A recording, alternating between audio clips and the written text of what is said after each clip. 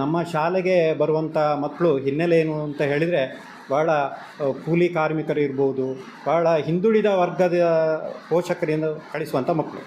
ಇಲ್ಲಿ ಬರುವಾಗ ಏನು ಅಂತ ಹೇಳಿದರೆ ಎಷ್ಟೋ ಮಕ್ಕಳಿಗೆ 50% 60% ಮಕ್ಕಳಿಗೆ ಕನ್ನಡ ಇರ್ಬೋದು, ಇಂಗ್ಲೀಷ್ ಇರ್ಬೋದು, ಹಿಂದಿ ಇರ್ಬೋದು, ಅಕ್ಷರಜ್ಞಾನ ಕೂಡ ಇರೋದಿಲ್ಲ.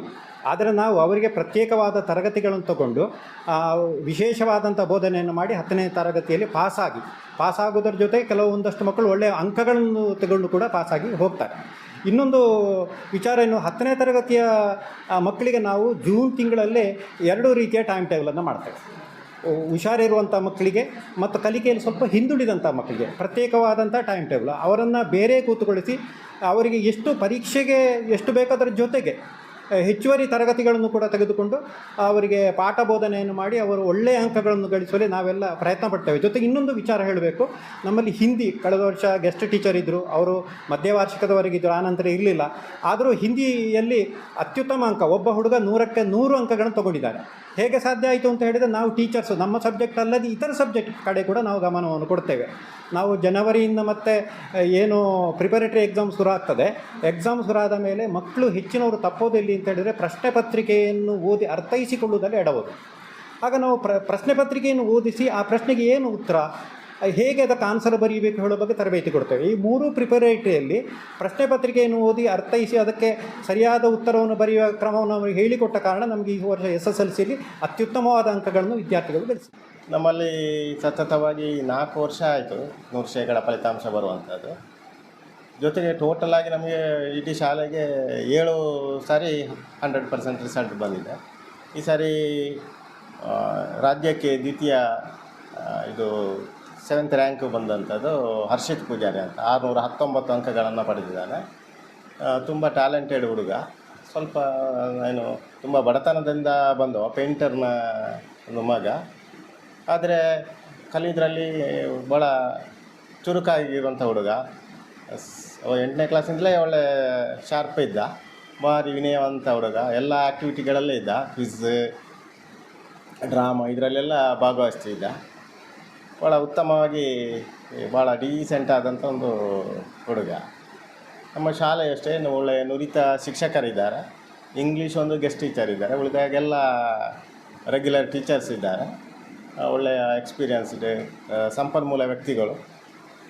ಅವರ ಕಠಿಣ ಪರಿಶ್ರಮದಿಂದ ಈ ರೀತಿ ನಮಗೆ ರಿಸಲ್ಟ್ ಪ್ರತಿ ವರ್ಷವೂ ಬರ್ತಾ ಇದೆ. ಮಕ್ಕಳ ಸಂಖ್ಯೆ ಕಡಿಮೆ ಇದೆ, ಆದರೆ ಒಂದು ಹುಡುಗ ಫೈಲ್ ಆದರೂ ನಮಗೆ 7%ನಷ್ಟು ನಮಗೆ ಲಾಸ್ ಆಗ್ತದೆ. ಅದರಿಂದ ನಮ್ಮ ಟೀಚರ್ಸ್ ಬೆಳಿಗ್ಗೆ ಒಂದು ಹೆಚ್ಚು ಕಡಿಮೆ 8:30ಯಿಂದ ಸ್ಟಾರ್ಟ್ ಮಾಡ್ತಾರೆ, 5:30ವರೆಗೂ ಮಾಡ್ತಾರೆ. ಲಾಸ್ಟ್ ಟೈಮಿನಲ್ಲಿ ಸುಮಾರು 6 ಗಂಟೆವರೆಗೂ ಮಾಡ್ತಿದ್ದರು. ಕೆಲವೊಂದು ಭಾಳ ಹಿಂದುಳಿದ ವಿದ್ಯಾರ್ಥಿಗಳನ್ನು ಮನೆ ಕರ್ಕೊಂಡು ಹೋಗಿ ಸಹ ಅವರು ಅಭ್ಯಾಸವನ್ನು ಮಾಡಿಸ್ತಿದ್ದರು.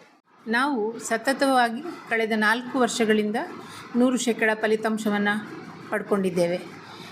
ನಾನು ಹೆಮ್ಮೆಯಿಂದ ಹೇಳಬಲ್ಲೆ, ನನ್ನ ತಂಡ, ನನ್ನ ಜೊತೆಗಿರುವಂತಹ ಶಿಕ್ಷಕ ತಂಡವು ಬಹಳ ಅದ್ಭುತವಾಗಿ ಕೆಲಸ ಮಾಡಿದೆ. ಇದರ ಹಿಂದೆ ಅವರ ಪರಿಶ್ರಮ ಬಹಳಷ್ಟು ನಾವಿಲ್ಲಿ ಕಾಣ್ಬೋದು. ನಮ್ಮಲ್ಲಿ ಬರುವಂಥ ಮಕ್ಕಳು ಹೆಚ್ಚು ಅಂಕ ಗಳಿಸಿದಂತಹ ಮಕ್ಕಳಲ್ಲ.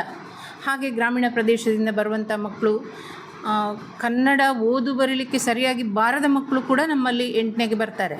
ಆದರೆ ಅವರನ್ನು ಅಷ್ಟು ಪಳಗಿಸಿ 10ನೇ ಕ್ಲಾಸಲ್ಲಿ ಅಷ್ಟು ಮಾರ್ಕ್ ತೆಗೆಯುವಾಗೆ ಮಾಡಬೇಕಿದ್ರೆ ಅದರ ಹಿಂದೆ ನಮ್ಮ ತಂಡದ ಎಲ್ಲ ಶಿಕ್ಷಕ ಬಂಧುಗಳು ಬಹಳಷ್ಟು ಕೆಲಸ ಮಾಡ್ತಾರೆ.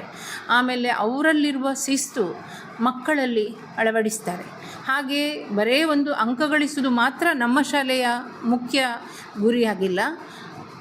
ಮಕ್ಕಳಲ್ಲಿ ನಾಳಿನ ಒಂದು ಸಮಾಜಕ್ಕೆ ಅವರು ಕೊಡುಗೆ ಆಗಬೇಕು ಅಂತ ಹೇಳುವ ದೃಷ್ಟಿಯಲ್ಲಿ ಮೌಲ್ಯಯುತವಾದಂಥ ಶಿಕ್ಷಣವನ್ನು ಕೊಡುವ ನಿಟ್ಟಿನಲ್ಲಿ ಸಾಕಷ್ಟು ಪ್ರಯತ್ನಗಳು ನಮ್ಮ ಶಾಲೆಯಲ್ಲಿ ನಡೆಸ್ತಾರೆ.